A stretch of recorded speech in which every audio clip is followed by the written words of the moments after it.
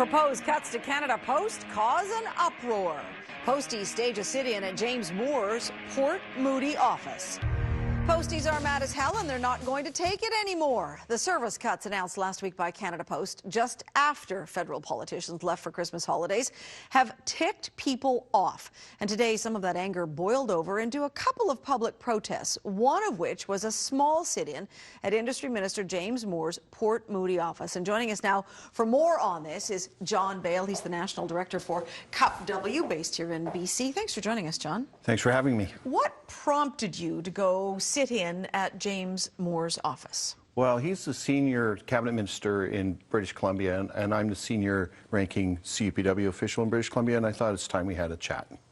Did you have your chat? Yes, we did. It took a while, it took 5 hours, but he finally came in and he met with us in his boardroom, and he's committed to meeting us again before he goes back to Ottawa. How long was the meeting? It was maybe 50 minutes long. It 50, was 50. Yeah, significant. So that's a fair amount of time. Yes. For an unscheduled meeting with a cabinet minister. Yes, and it was good that he did that because, you know, they didn't give us any warning. They never gave us an opportunity to make any submissions or suggestions or anything like that. So he was upset that we sat in his office and waited. But if they'd done it properly, we wouldn't have had to do that. So we just decided we were going to go sit in there and wait till he talked to us. All right. And what did you say to him? Well, we told him that the cuts that Canada Post are putting forward don't make sense to us. The numbers don't make sense to us. For example, the members of Parliament are all saying that only 33% of people get door-to-door delivery, but it's in fact only 25% of people actually get CMB or community mailbox delivery. The rest of Canadians either live in apartments or they have boxes where they get their mail, or they go to post offices to pick up their mail in lock boxes. So 25% of Canadians get their mail in community mailboxes. And if they go through with these cuts, we all will be getting that, right? That's what they seem to propose, but it's not making sense. We also said, like, why would you raise postage rates when you've just built a $400 million plant in Richmond? Why don't you just leave the rates at a reasonable rate and try to get the first-class mail? And now you've gone, for 4 years, they've been on a plan called modernization or modern post.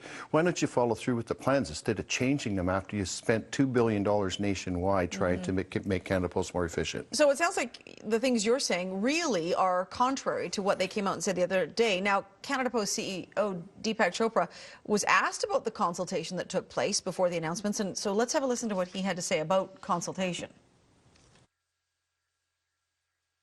The work that we have done in preparing options is not only based on extensive face-to-face consultations and over 3,000 feedback we received on our website, over 1,000 letters.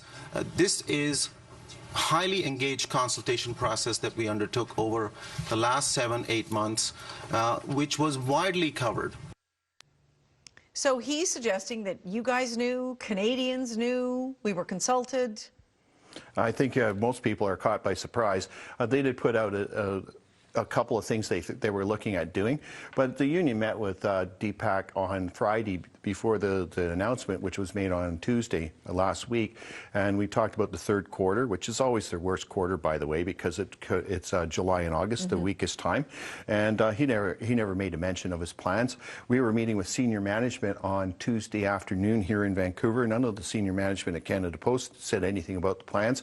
It appears that they announced them the day that Parliament dissolved, the day after, the very morning after that, and from what I understand from talking to some of the senior management, they were woken up at 6 in the morning to have a conference call. That's how they were told. What kind of person would run a company that way? Well, that was their plan, obviously, and they mapped out that strategy. It seems to have backfired on them. I want to bring in Shachi Kurl. She is with Angus Reid Global Poll, and she's joining us now from our studio downtown. Hi, Shachi. Hi, Jill. Now, you folks did a survey on this. Your poll shows that many Canadians are opposing these changes. That's the high-level answer. Many Canadians are opposing these changes. But, Jill, when you dig a little bit deeper and you ask and you kind of try to muck into who's really opposed and like really upset about this, and then who's kind of okay about it, and who's actually in support of it, what you'll find is that opposition or support for these changes really breaks down along political lines. So we asked people, not only do you support or oppose this, but we also asked them, and they volunteered quite willingly to tell us who they voted for in the last election. And what you find, Jill, is that among voters who identified as conservative voters in the last federal election, a small majority of them actually support these service changes and the elimination of door-to-door service in urban areas, whereas those who voted Liberal or NDP or for the Bloc or the Greens, but mostly Liberal and NDP, are the ones who oppose these changes the most. So what you see here is a wedge issue for both parties to be able to play to their base, but whether or not that has anything to do with whether it's the right thing or it's going to cause hardships for Canadians down the road, of course, that remains to be seen. But certainly this was not a move that the federal government made blindly. They knew exactly what they were doing from a strategic point of view, and that's what our numbers are showing us today. Do you feel good that you sort of have the backup of the numbers? Well, yeah, I like the fact that the 58% of Canadians oppose it, and they don't even know the full truth of the cuts yet. They don't know the impact. They don't realize, and the Conservative base don't understand the security of their mails at risk when they're using these community mailboxes.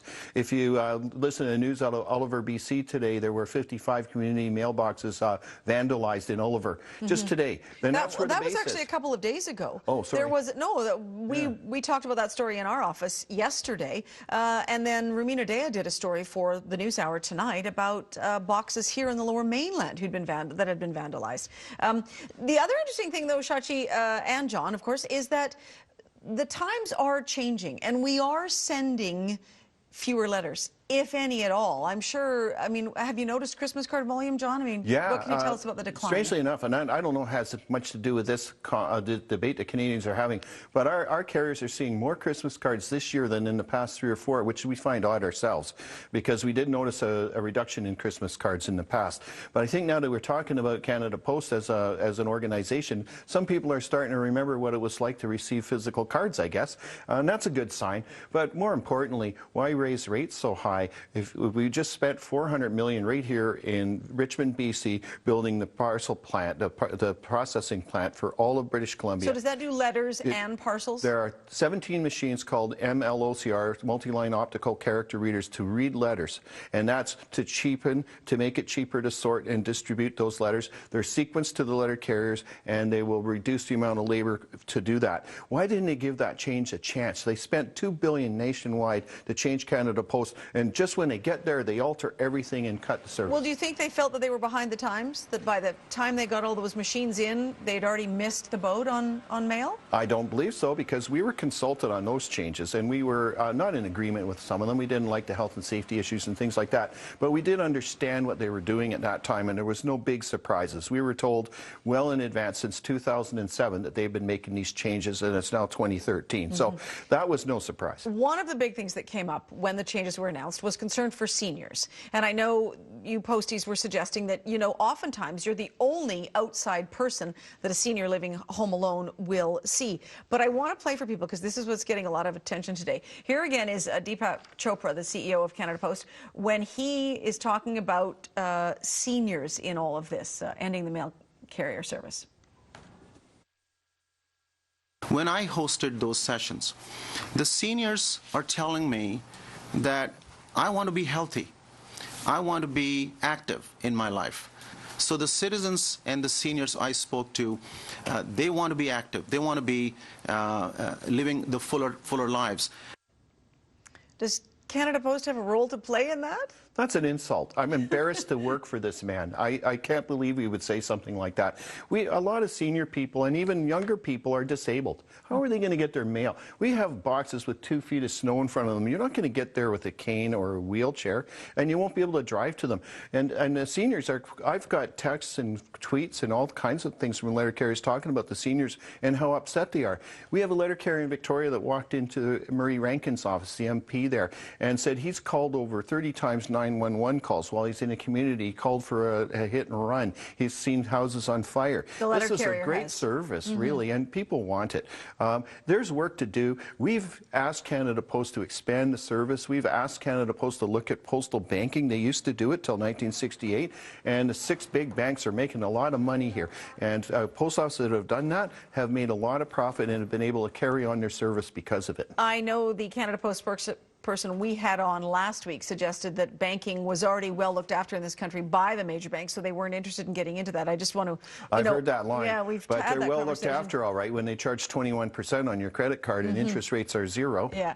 They're well looked after for themselves. I want to get back to you, Shachi. We were talking about seniors and what Mr. Chopra had to say about how they want to be active. You also polled seniors. What were they saying about this? Well, we poll all Canadians, Jill, and in our findings, everybody basically shook out into about 3 categories. People who are either unconcerned and unaffected by these changes because they're already picking up their mail, for example, from a community inbox. They're not getting it door to door. There were people who were cautiously concerned. So they have some worry about it, but generally, cautiously, they're okay with it. And then there are those who kind of say, heck no, Canada Post is an essential service. I want my door-to-door delivery. I want Canadians to have the door-to-door delivery. So you asked about seniors.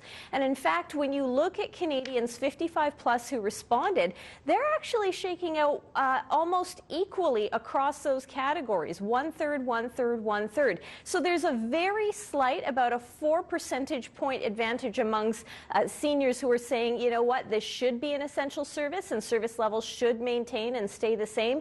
But, you know, 1/3 of them also say, we're not concerned, we're not affected by this. And the others are saying, well, we do have some worries, but we're cautiously optimistic, we're cautiously supportive of it. So if you will definitely be hearing, no doubt, from some very vocal seniors advocates over the coming days and weeks, I am sure of it. But in terms of who's talking to us and the Canadians and the representative sample we surveyed, they're really very split in that senior category, almost equally. All right. Thank you, Shachi Curl from Angus Reid, for joining us tonight. John, I want to give you the last word. How do you intend to carry on this battle? Well, we want to point out the problems with what they're being told. I think if Canadians knew the full ramifications of this change, they would be more in opposition. I think if seniors understood and didn't think along political lines, they would be more in opposition than other people, because eventually you're going to get to the point where it's going to be very difficult, whether you want to exercise or not, to get to that mailbox. So just think about that, and think about the fact that we can provide a service for all Canadians and cheaper than anyone else because we have the infrastructure. We believe in Canada Post. Maybe DPAC doesn't, but we believe in it. Thank you. All right. John Bale, National Director of CUP-W, thanks for being here tonight. Thanks for having me.